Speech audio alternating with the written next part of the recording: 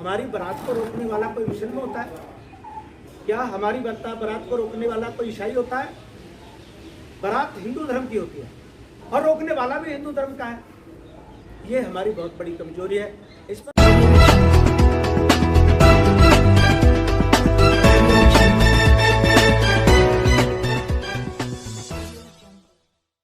हिंदू धर्म की मजबूती जब होगी, हिंदू धर्म को सुरक्षित जब माना जाएगा, जब किसी भी जाति के व्यक्ति की शादी हो, हम सभी मिलकर के उसमें खान पान करें। हम सभी मिलकर के, चाहे बेटी की शादी हो, चाहे बेटी की शादी हो, बेटी बेटा किसी भी जाति का हो, हम मिलजुल करके उस शादी को संपन्न करें, मिलजुल करके उस कार्यों को करें, अपनी हिस्सेदारी निश्चित करें।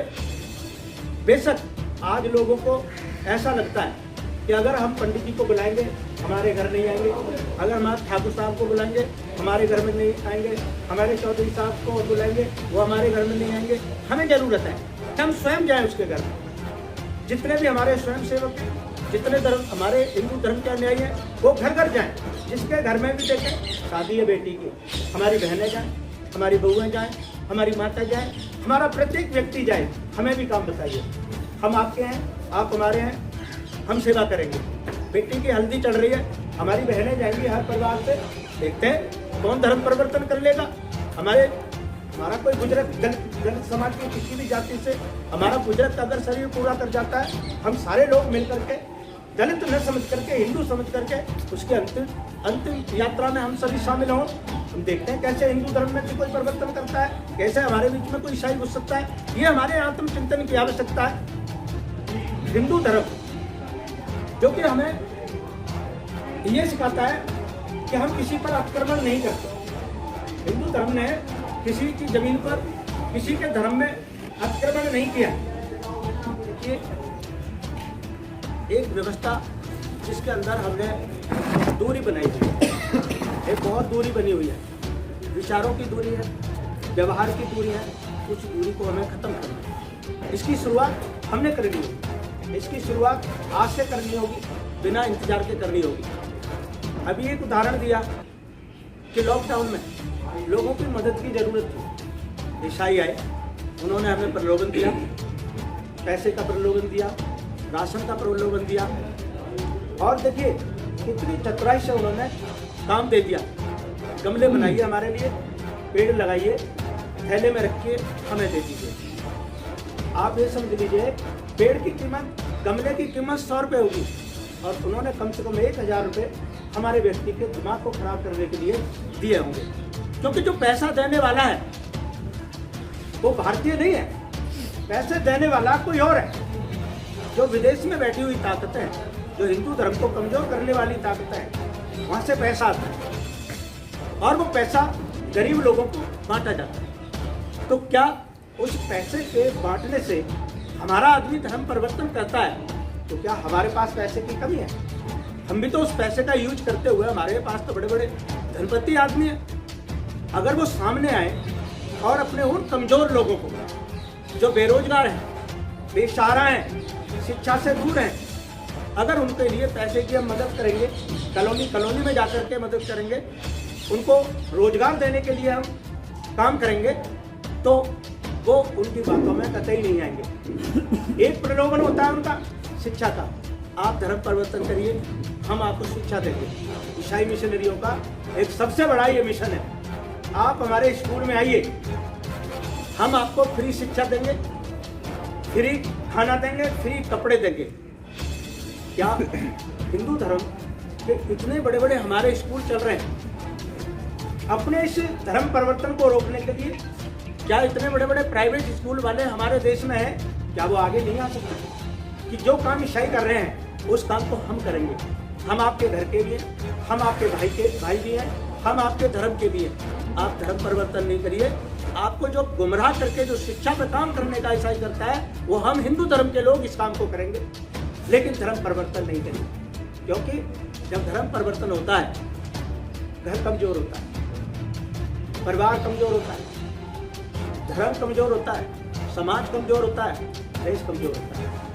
भारत देश के अंदर या किसी भी देश के अंदर जिस देश का जो धर्म मजबूत होगा वो देश संगठित रहेगा, मजबूत रहेगा, वो देश तरक्की करेगा। धर्म परिवर्तन करने वाला देश, समाज, धर्म कभी उन्नति नहीं करता है। आज अगर राष्ट्र को मजबूत बनाना है तो ये जो धर्म परिवर्तन की जो व्यवस्था है, आज हमें जरूरत है इस पर काम करने की, और बहुत ज़्यादा काम करने की जरूरत है।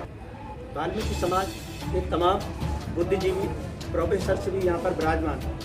मैं ये चाहता हूँ कि आप इनके सानिध्य में रहकर इस काम को आगे बढ़ाएं। मेरी मदद की जहाँ भी ज़रूरत पड़ेगी मैं भी आपकी मदद करूँगा कि धर्म परिवर्तन को रोका जाए।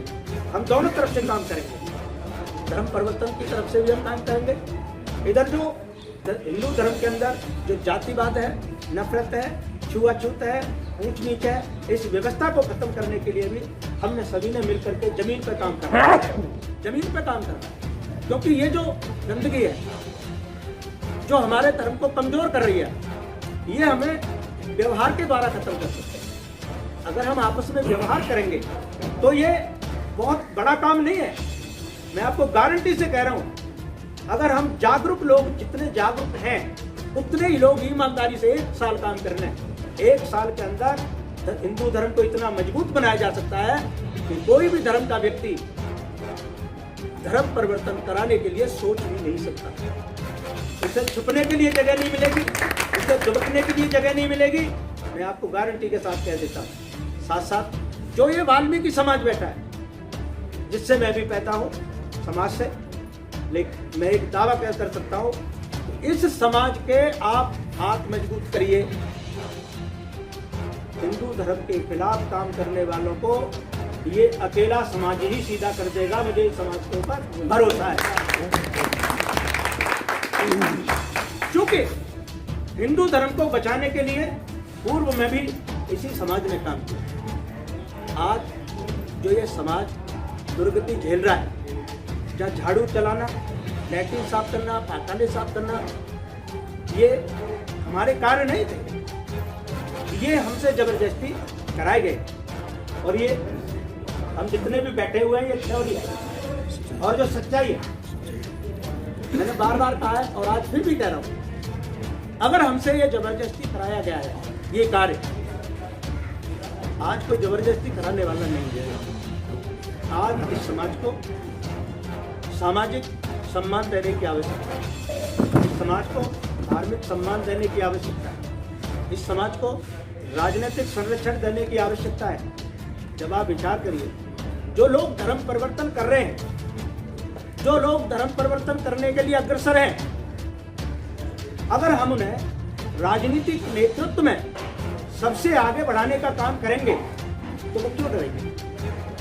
क्या हमें प्रत्यक्ष हमारे सामने नहीं है कि हिंदू धर्म के देवी देवताओं को घरों में से निकाल के फेंका जा रहा है?